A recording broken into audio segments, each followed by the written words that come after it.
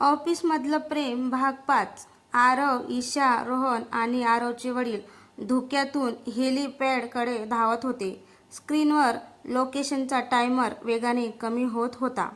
ते तिथे पोचले तेव्हा एक काळा हेलिकॉप्टर उडण्यासाठी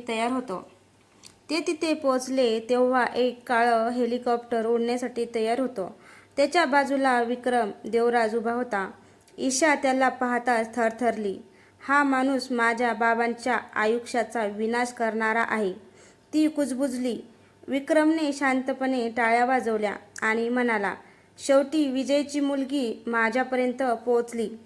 आरव रागाने पुढे झाला, पण विक्रमने सिक्युरिटी गार्ड्सना इशारा केला. बंदुका पुन्हा त्याच्यावर रोखल्या गेल्या. तेवढ्यात रोहनने मायक्रोचिपमधील एक फाईल प्रोजेक्टवर टाकली. त्यात विक्रम आणि चेअरमन यांच्यातील गुप्त व्यवहार, ऑफिशियल अकाउंट्स आणि विजय देशमुखांना फसवण्याची योजना स्पष्ट दिसत होती. विक्रमचा चेहरा पहिल्यांदाच बदलला. तुम्हाला कल्पना नाही तुम्ही कुणाशी लढत आहात, तो गुरगुरला. ईशा पुढे आली. तिच्या डोळ्यात भीती नव्हती, फक्त निर्धार होता. माझ्या बाबांनी सत्यासाठी आयुष्य दिलं, आता मी मागे हटणार नाही. विक्रमने तिच्याकडे काही क्षण पाहिलं आणि अचानक म्हणाला, मग तुला हेही माहीत असायला हवं, विजय देशमुखाचा मृत्यू अपघात नव्हता. हे ऐकताच सगळे स्तब्ध झाले. आरवचे वडील हादरून मागे सरकले. विक्रम हेलिकॉप्टरकडे वळत म्हणाला, खरा पुरावा अजून माझ्याकडे आहे आणि तो मिळवायचा असेल तर उद्या मध्यरात्री ब्ल्यू वेअरहाऊसमध्ये एकटी ये. ईशा. हेलिकॉप्टरचे ब्लेड्स फिरू लागले आणि ईशासमोर आता आयुष्यातील सर्वात कठीण निर्णय उभा राहिला. हेलिकॉप्टर आकाशात अदृश्य झाल्यानंतर हेलिपॅडवर पूर्ण शांतता पसरली. ईशाच्या कानात फक्त एकच वाक्य घुमत होतं, विजय देशमुखाचा मृत्यू अपघात नव्हता. तिचे पाय थरथरत होते. आरवने तिला घट्ट धरलं. तू एकटी कुठेही जाणार नाहीस, तो ठामपणे म्हणाला. पण ईशाच्या डोळ्यात वेगळाच निर्धार होता. जर मी गेले नाही तर बाबांना कधीच न्याय मिळू शकणार नाही. त्या रात्री चौघे एका सुरक्षित अपार्टमेंटमध्ये थांबले. रोहनने ब्ल्यू वेअरहाऊसचा नकाशा उघडला. हे बंदराच्या सर्वात जुन्या भागात आहे. तिथे अनेक गुप्त मार्ग आहेत, तो म्हणाला. आरवचे वडील गंभीर झाले. विक्रम कधीही कोणाला एकटं बोलावून फक्त बोलण्यासाठी भेटत नाही. हा सापळा असू शकतो. ईशा शांतपणे खिडकीबाहेर पाहत होती. पावसाचे थेंब कांचावरून वाहत होते. जशा तिच्या मनातल्या आठवणी आरव जवळ आली आणि म्हणाली, मी आत जाईन पण तुम्ही बाहेर राहा. विक्रमला वाटलं पाहिजे की मी एकटी आली आहे. आरवने तिचा हात सोडायला नकार दिला. मी तुला पुन्हा गमावू शकत नाही. ईशा हलकस हसली. डोळ्यात अश्रू असतानाच, तू मला गमावणार नाहीस, कारण मी परत येण्यासाठीच जात आहे. ब्ल्यू वेअरहाऊससमोर धुकं पसरलं होतं. ईशा एकटी आत गेली. विशाल हॉलमध्ये फक्त एक निळा दिवा चालू होता. त्याच्या प्रकाशात विक्रम देवराज उभा होता. त्याच्या हातात एक जुना व्हिडिओ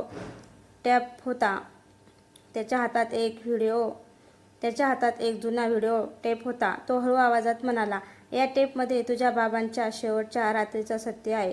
ईशाचा श्वास अडकला. ती टेप घेण्यासाठी पुढे सरसावली, पण त्या क्षणी तिच्या मागचं लोखंडी दार जोरात बंद झालं. विक्रम थंड हसला. आता खेळ खरंच सुरू झाला आहे ईशा. लोखंडी दार बंद होताच ईशा घाबरून मागे वळली. बाहेरचा आवाज पूर्णपणे बंद झाला होता. विक्रम देवराज शांतपणे तिच्याकडे चालत आला आणि जुन्या व्हिडिओ टेपवर बोट फिरवत म्हणाला, तुझ्या बाबांनी शेवटच्या क्षणी कोणाला वाचवलं होतं हे पाहिलंस तर तुझं आयुष्य बदलून जाईल. ईशाचे हात थरथरत होते. तिने टेप प्लेअर सुरू केला. स्क्रीनवर जुनं बंदर दिसू लागलं. पावसात विजय देशमुख एका गाडीसमोर उभे होते. त्यांच्या हातात एक फाईल होती. काही सेकंदांनी दुसरी गाडी वेगाने आली. ईशाचा श्वास अडकला, कारण त्या गाडीतून उतरलेला माणूस स्पष्ट दिसत होता. विक्रम देवराज. व्हिडिओमध्ये विक्रम ओरडत होता, फाईल दे नाहीतर उशीर होईल. पण विजय मागे हटले नाहीत. तेवढ्या स्क्रीनवर आणखी एक चेहरा दिसला आणि ईशाच्या डोळ्यात धक्का उमटला. तो चेहरा होता आरवच्या वडिलांचा. विजय त्यांना फाईल देत म्हणत होते, हे घेऊन निघा, ईशा आणि आरव भविष्य वाचलं पाहिजे. विजय त्यांना फाईल देत म्हणत होते, हे घेऊन निघा, ईशा आणि आरवचं भविष्य वाचलं पाहिजे. पुढच्या क्षणी जोरदार धडक झाली. कॅमेरा हलला आणि व्हिडिओ अचानक बंद झाला. ईशा स्तब्ध झाली. म्हणजे बाबांचा मृत्यू मला आणि आरवला वाचवताना झाला? ती रडत म्हणाली. विक्रम काही क्षण शांत राहिला. मग गंभीर आवाजात म्हणाला, विजयला माहीत होतं की भविष्यात तू आणि आरव एकमेकांच्या आयुष्यात याल, म्हणून त्याने ती फाईल त्याच्याकडे दिली. ईशा हादरली. तुम्ही मला हे का दाखवताय? विक्रम तिच्या अगदी जवळ आला. कारण आता मला ती फाईल परत हवी आहे आणि ती फक्त आरवच्या वडिलांकडे आहे. ईशा थरथरत विक्रमकडे पाहत होती. म्हणजे इतकी वर्षे तुम्ही त्या फाईल मागे होता? ती रागाने म्हणाली. विक्रम शांतपणे हसला. ती फाईल फक्त पुरावा नाही, ती अनेक लोकांच्या साम्राज्याची किल्ली आहे. तेवढ्यात ईशाच्या घड्याळात हलकी व्हायब्रेशन झाली. आरवने दिलेला इमर्जन्सी सिग्नल सक्रिय झाला होता. म्हणजे बाहेर तो आणि रोहन तयार होते. ईशाने स्वतःला सावरलं आणि मुद्दाम विचारलं, जर फाईल इतकी महत्त्वाची होती तर तुम्ही बाबांना थांबवलं का नाही? विक्रमचा चेहरा क्षणभर कठोर झाला. कारण विजय माझ्यापेक्षा एक पाऊल पुढे निघाला होता. त्या क्षणी औरहोस्टच्या वरच्या मजल्यावर हलका आवाज झाला. विक्रमचे गार्ड सावध झाले. ईशाने संधी साधून टेबलावरचा टेप उचलली आणि मागे सरकली. विक्रम ओरडला, ती टेप खाली ठेव. पण उशीर झाला होता. वरच्या खिडकीतून रोहनने स्मोकर ड्राईव्ह आत फेकलं. संपूर्ण हॉल धुराने भरून गेला. ईशा धावत बाजूच्या कॉरिडॉरमध्ये गेली, जिथे आरव तिची वाट पाहत उभा होता. त्याने तिला पाहतच घट्ट मिठी मारली. तू ठीक आहेस ना? तो घाईने विचारू लागला. ईशाच्या डोळ्यात अश्रू होते. आरव, बाबांनी आपल्याला वाचवण्यासाठी प्राण दिले. आरव काही बोलणार इतक्यात मागून गोळीबारांचा आवाज आला. धुरातून विक्रम बाहेर आला होता. तो रागाने ओरडत होता, फाईल आणि टेप मला परत दे. आरवचे वडील पुढे आले आणि म्हणाले, आज नाही विक्रम, विजयचं सत्य आता थांबणार नाही. ते चौघे गुप्त मार्गाने बाहेर पडू लागले. पण बाहेर पोहोचताच ईशाच्या फोनवर एक नवीन व्हिडिओ आला. व्हिडिओ सुरू होताच सगळे स्तब्ध झाले. त्यात एक स्त्री दिसत होती आणि ती स्त्री ईशाच्या आईसारखी दिसत होती. व्हिडिओच्या शेवटी एकच वाक्य ऐकू आलं, ईशा, तुझ्या आईला वाटतं त्यापेक्षा खूप जास्त माहिती आहे. ईशाच्या फोनवर आलेला व्हिडिओ पाहून सगळे स्तब्ध झाले. स्क्रीनवर तिची आई एका जुन्या खोलीत बसलेली दिसत होती. तिच्या डोळ्यात भीती होती. व्हिडिओमध्ये ती म्हणत होती, ईशा, जर तू हे पाहत असशील तर समज की मी अनेक वर्षे एक मोठं सत्य लपवलं आहे. ईशाच्या हातातून फोन जवळजवळ निसटला. आरवने तो पकडला. व्हिडिओ पुढे सुरू झाला. तिची आई एका जुन्या कपाटातून लाल रंगाची फाईल बाहेर काढत होती. ती म्हणाली, तुझ्या बाबांच्या मृत्यूपूर्वी त्यांनी ही फाईल मला दिली होती आणि सांगितलं होतं, योग्य वेळ येईपर्यंत कुणालाही दाखवू नकोस. आरवचे वडील दचकले. म्हणजे मूळ फाईल तिच्याकडे होती? रोहनने लगेच विचारलं. व्हिडिओमध्ये ईशाची आई पुढे म्हणाली, विक्रमला वाटत होतं की फाईल त्यांच्या हातातून निसटली, पण त्याला माहीत नव्हतं की विजयने शेवटच्या क्षणी ती बदलून ठेवली होती. हे ऐकता सगळ्यांच्या चेहऱ्यावर धक्का उमटला. म्हणजे विक्रम ज्या फाईल मागे होता ती कदाचित खरीच नव्हती. ईशा रडत म्हणाली, आईने मला इतकी वर्ष काहीच का सांगितलं नाही. आरवने तिचा हात धरला. कदाचित तुला वाचवण्यासाठी. तेवढ्यात व्हिडिओच्या शेवटी तिची आई थेट कॅमेऱ्याकडे पाहत म्हणाली, जर तुला खरं सत्य जाणून घ्यायचं असेल तर आपल्या जुन्या घरांच्या देवघरामागे लपवलेला कप्पा उघड. सगळे लगेच ईशाच्या जुन्या घरी पोहोचले. घर अनेक वर्षापासून बंद होतं. धुळीने भरलेल्या देवघरात ईशाने स्वामीच्या फोटोमागे हात घातला. अचानक भिंतीचा एक भाग सरकला. आत एक लहान लोखंडी पेटी होती. ईशाचे हात थरथरत होते. तिने पेटी उघडली आणि आत विजय देशमुखांच्या हस्ताक्षरात लिहिलेले पत्र आणि एक अजून न उघडलेली काळी पेनड्राईव्ह होती. पत्राच्या पहिल्याच ओळीत लिहिलं होतं, ईशा, जर तू हे वाचत असशील तर समज की ज्याच्यावर तू सर्वात जास्त विश्वास ठेवते त्याच्याशी या रहस्याचा संबंध आहे. ईशाच्या मनात विजय देशमुखाचं पत्र थरथरत होतं.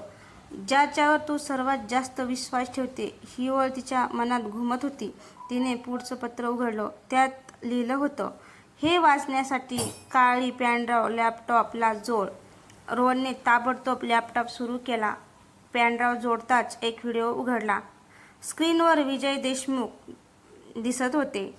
ते थेट कॅमेऱ्याकडे पाहून म्हणाले, ईशा, हे मी माझ्या मृत्यूपूर्वी रेकॉर्ड केलं आहे. जर हा व्हिडिओ तुझ्यापर्यंत पोहोचला असेल तर समज की हे खेळ अजून संपलेला नाही. सगळे श्वास रोखून ऐकत होते. विजय पुढे म्हणाले, विक्रम धोकादायक आहे, पण तो एकटा नाही. त्याला आतून मदत करणारी व्यक्ती अशी आहे ज्यावर तुम्ही सहज विश्वास ठेवला.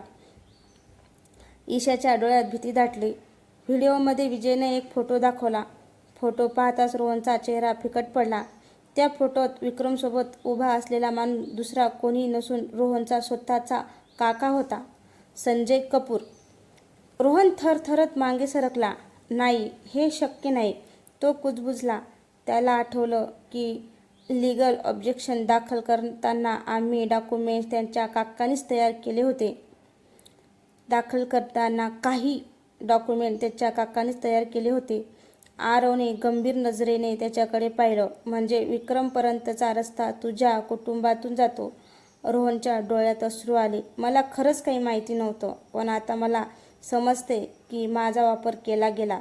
व्हिडिओच्या शेवटी विजय देशमुखांनी एक शेवटचं वाक्य म्हटलं, जर संजय कपूर अजून मोकळा असेल तर विक्रम पुढची चाल आधीच खेळून बसला आहे.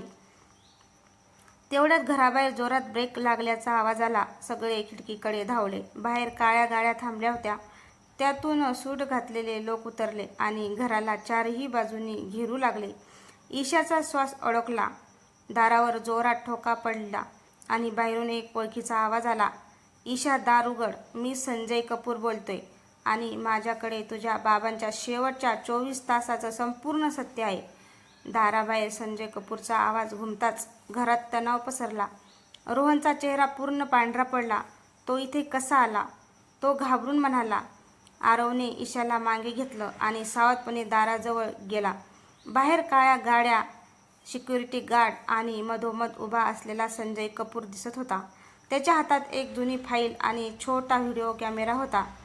तो शांतपणे म्हणाला, मला माहिती आहे तुम्ही माझ्यावर विश्वास ठेवणार नाही, पण विक्रम आता तुमच्यापेक्षा एक पाऊल पुढे आहे. आरवने दार थोडंसं उघडलं. आत येण्यापूर्वी एक चुकीची हालचाल केलीस तर पोलिसांना कॉल जाईल, तो कठोरपणे म्हणाला. संजय हसला नाही, रागावला नाही. तो फक्त थकलेला दिसत होता. आत आल्यावर त्याने फाईल टेबलावर ठेवली. विजय देशमुखाच्या मृत्यूच्या आधीचे 24 तास मी रेकॉर्ड केले होते. तो म्हणाला. ईशाचे हात थरथरले. मग तुम्ही इतकी वर्षे शांत का राहिलात? संजयने खोल श्वास घेतला. कारण मी भ्याड होतो. विक्रमकडे माझ्या कुटुंबाविरुद्ध पुरावे होते. मी सत्य लपवलं आणि त्याची किंमत विजयने प्राण देऊन चुकवली. रोहनच्या डोळ्यात अश्रू आले. काका, तुम्ही हे सगळं आम्हाला आधी का नाही सांगितलं? संजयने त्याच्याकडे पाहिलं, पण उत्तर देण्याऐवजी कॅमेरा सुरू केला. व्हिडिओमध्ये विजय देशमुख एका पार्किंग बेसमेंटमध्ये दिसत होते. ते कोणाशी तरी बोलत होते. जर माझ्यासोबत काही झालं तर ईशाला आणि आरवला सुरक्षित ठेवा. कॅमेरा दुसऱ्या कोणातून फिरला आणि तिथे उभा असलेला माणूस स्पष्ट दिसला. ईशाचा श्वास थांबला. तो माणूस होता संजय कपूर स्वतः. घरात पूर्ण शांतता पसरली. आरवने हळू आवाजात विचारलं, म्हणजे त्या रात्री तुम्ही तिथे होता? संजयने डोळे मिटले आणि कुजबुजला. हो, आणि विजयच्या मृत्यूपूर्वी त्यांनी मला एक शेवटचं वाक्य सांगितलं होतं, ईशा आणि आरवचं नातं कोणत्याही परिस्थितीत तुटू देऊ नकोस. तेवढ्यात कॅमेऱ्याच्या शेवटच्या फ्रेममध्ये एक धक्कादायक दृश्य दिसलं. बेसमेंटच्या सावलीत उभा असलेला विक्रम देवराज कोणाला तरी फोन करत होता आणि त्या कॉलच्या स्क्रीनवर जे नाव चमकलं ते पाहून सगळ्यांच्या अंगावर काटा आला. आरव इनकमिंग. तर मित्रांनो, तुम्हाला ऑफिसमधलं भाग 5 कसा वाटला कमेंटमध्ये नक्की सांगा.